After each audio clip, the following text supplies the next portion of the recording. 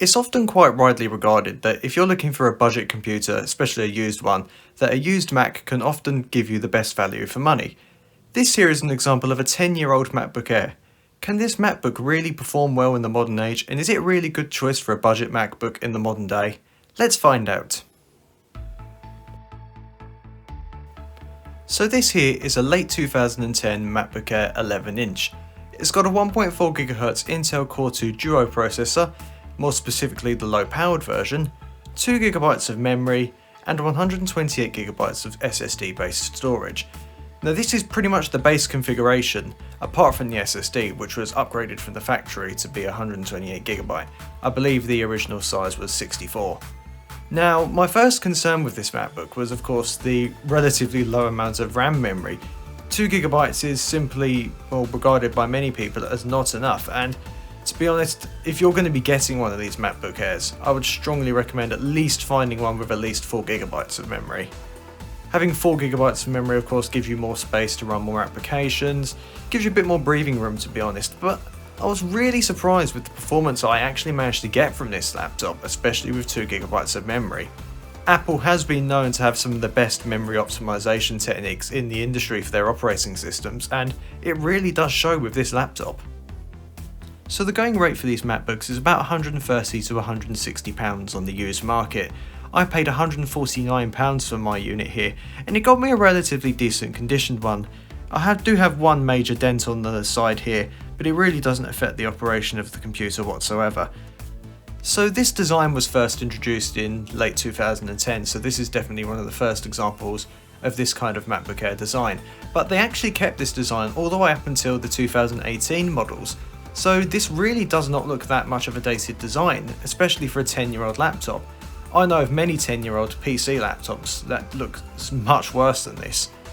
It's also really thin. If I just close it here, you can just see, really appreciate just how thin this actually is.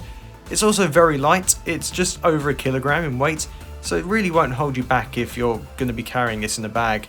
The 11-inch size really does come in an advantage here. So of course one thing that does set this MacBook apart from modern MacBooks is it actually has a number of ports that we can use. So starting from the left here, we've got the MagSafe charging port. I really do wish that Apple actually kept this port. It was such a good design. It basically allowed you to charge the MacBook through a magnetic charger, so you could hook up the charger magnetically to the side. And the advantage of that is if you happen to trip over the cord while it was plugged in, if somebody came along, didn't see it on the floor, normally the whole computer would just fall off the desk and you would end up breaking it and it would be very expensive to fix. But with the MagSafe connector, all it would do is literally just pop out. The computer would stay on the desk, nothing would really happen, and it was such a good design. They dropped it in favour of USB-C on the 2016 models. To the right we have the first USB 2 port. So unlike modern MacBooks, these have USB 2 ports only. I believe 2012 was the first model year that actually upgraded these to USB 3. It's a little bit frustrating, especially if you're copying files from USB memory sticks. It can get a bit slow, but it's really not a deal breaker, and for most people, USB 2 ports would suffice absolutely fine. Of course, we've got the headphone jack there as well, and that also supports the Apple microphones that are built into the earpods and all of that, so you can use the inline remotes, the microphones, things like that. And then you've got the single external microphone on the chassis there. And on the opposite side, the last two remaining ports from the left, your second USB 2 port, and then you've got your mini display port. So from the 2011 models and onwards, I believe the mini display port was actually replaced by a Thunderbolt port, so you could hook up more external displays, storage, accessories, things like that. I personally haven't used Thunderbolt that much myself, but it is quite a handy connection to have. So this really does present one of the biggest advantages of getting one of these MacBook Airs as a budget system, is that you won't really need to go out and spend lots of money on adapters and dongles in order to actually connect your devices. Especially with the newer MacBooks, you need to go and get adapters for USB-C, you'll have to go and get display adapters, different things like that really. And you won't really need to do that with this MacBook, so that definitely can save you some money in the long term there.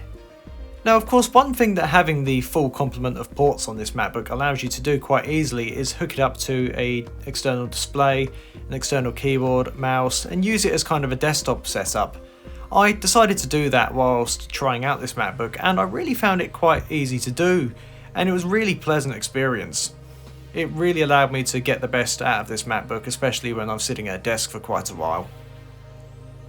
I especially like the fact that the Apple logo still actually lights up on the rear of the lid of this MacBook.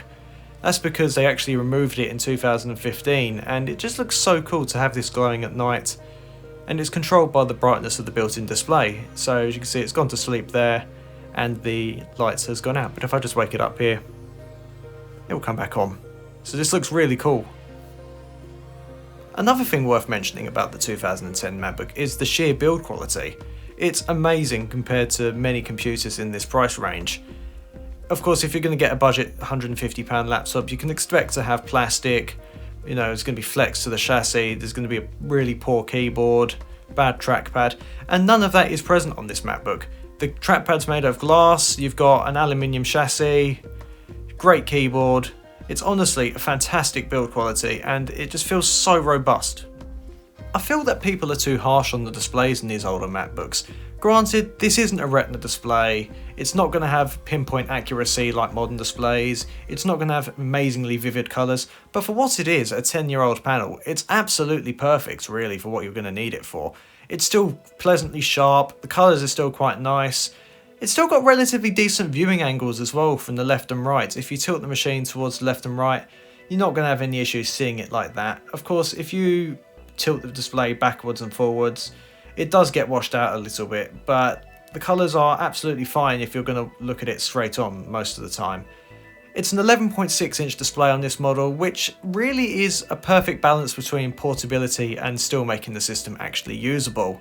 It's a 1366 by 768 resolution, so it's still quite small by today's standards, but I really haven't had any issues fitting any content onto the display, and it's still been a really pleasant display experience in my view.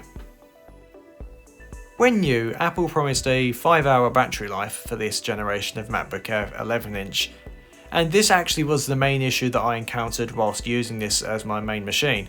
The battery life was absolutely terrible. I was averaging about an hour and a half to 2 hours of continuous use, just with light internet browsing, a couple of videos here and there.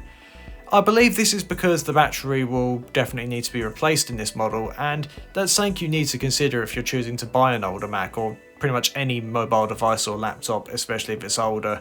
You want to make sure that the battery is properly working, and if it isn't, you need to budget for a replacement. If I replace the battery, I'd probably get somewhere more near the 5-hour mark, but definitely with the current battery in there, it's definitely quite a bit annoying. Now this MacBook has an internal webcam as well, which is definitely a nice feature to have. It's perfectly good enough for video calling and other functions that you might need it for. It's not the best quality in the world, but it would do you absolutely fine. Now on most budget computers, the keyboard and trackpad assembly is definitely something that they choose to compromise on. Oftentimes on low-end machines you'll have small trackpads, poor quality keyboards that just basically feel like you're typing into a load of mush. However, the 2010 MacBook Air really is quite good with its setup here. Macs have been known for their excellent trackpads, and this is absolutely no exception. The trackpad is quite large for an 11-inch machine really, and you'll have absolutely no problem navigating around the Mac OS with it. It actually has full gesture support and actually has gestures that you might actually like to use. They feel natural, the scrolling is definitely quite nice, it's got a great sense of inertia, and it's really quite nice to use. The same can go for the keyboard as well. It actually has quite a bit of key travel, and it's a really nice keyboard to type on quite quickly as well, especially compared to the infamous butterfly mechanism keyboards on the newer MacBooks that decide to fail the moment you get a crumb into it. Granted, the keyboard isn't backlit on this MacBook, which is a little bit annoying, but I didn't by any means find it a deal breaker. As a matter of fact, it kind of compensates for it because the key letters, the printing is actually a little bit reflective. So you can actually see a little tiny reflection in the display light. So it's really not that much of an issue I find, but it would have been a nice feature to have. Now the main question I know people are asking is, just how usable is this MacBook in the modern day?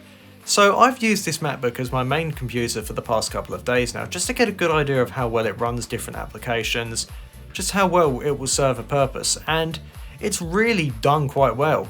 I really thought that the slower processor, the 2GB of RAM, would really just make this computer really frustrating to use, but that hasn't been the case at all. Pretty much everything that I've thrown at it, all the basic tasks that I need to complete in a day, for example, word processing, internet browsing, PowerPoint presentations, Excel, just your basic everyday computing needs, they work absolutely fine on this laptop. It's got absolutely no problem multitasking. You can have a couple of tabs of Google Chrome open, a word processor at the same time, and I believe this is because of the solid state storage in this MacBook.